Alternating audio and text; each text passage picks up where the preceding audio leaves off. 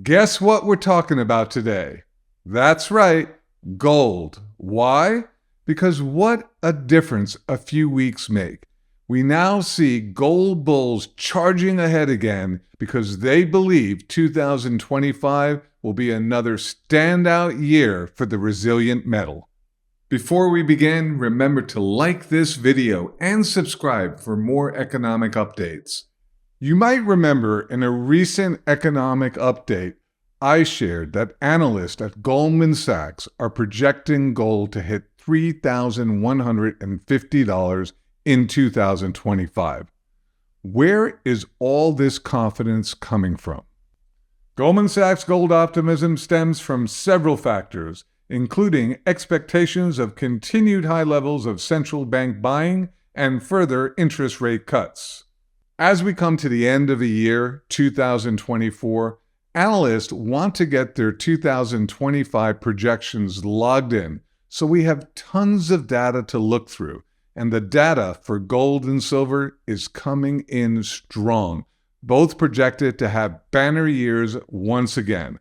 One global firm with a lot of respect, Macquarie Group, has this to say. Macquarie analysts say gold could, quote, quickly challenge $3,000 per ounce, driven by factors such as a possible continuation of gold purchases by China and ongoing erosion in America's fiscal outlook. They also highlight the pivot to accommodative monetary policy as a key driver, noting, in this case, we view falling interest rates as key by way of reducing the appeal of money market funds and other savings products. Here's another analyst, Francisco Blanc of Bank of America, projecting gold to hit $3,000 next year. Personally, that's a pretty easy projection. If you're an analyst and you like getting things right, calling gold at $3,000 is a safe bet. In a recent interview with Bloomberg Television, Blanc highlighted continued geopolitical uncertainty and lower interest rates as key factors that could drive gold to $3,000 per ounce. Many analysts point to a stronger dollar for the recent headwind for gold. Blanc is calling for the dollar to stay strong for a little while longer and then weakening. This, too, is not a difficult call. The Federal Reserve is set to continue to cut interest rates, which, in turn, weaken the dollar. And as gold has an inverse relationship with the dollar, these are pretty basic economic calls.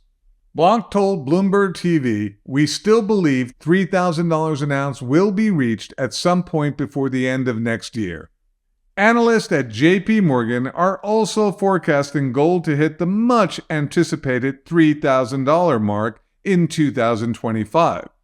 While Morgan has maintained a bullish stance on gold for the past 2 years, the strategist recently reaffirmed this target, stating, "Gold still looks well situated to hedge the elevated levels of uncertainty around the macro landscape heading into the initial stages of the new presidential administration in 2025.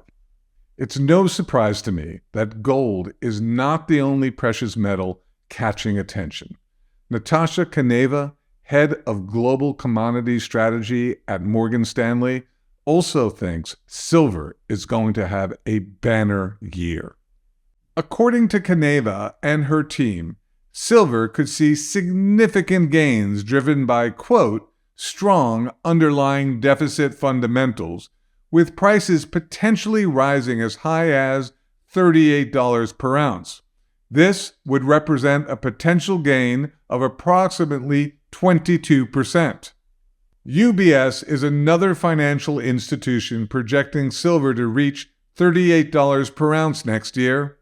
Their analysts note that historically the price of silver has demonstrated a high correlation with the price of gold.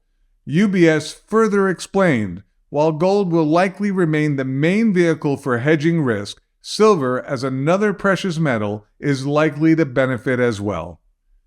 The UBS strategist added, but in addition to that, silver also benefits to a greater degree than gold from resilient economic growth and growing industrial demand, something that might be useful for positioning portfolios to take advantage of the robust global economy while maintaining a degree of insulation against event risk in the coming months.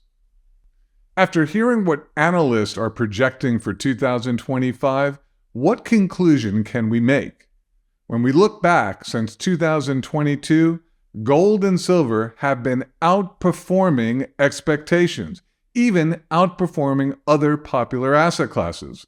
So I believe analysts are falling short once again, and gold and silver will outperform expectations. What do you think?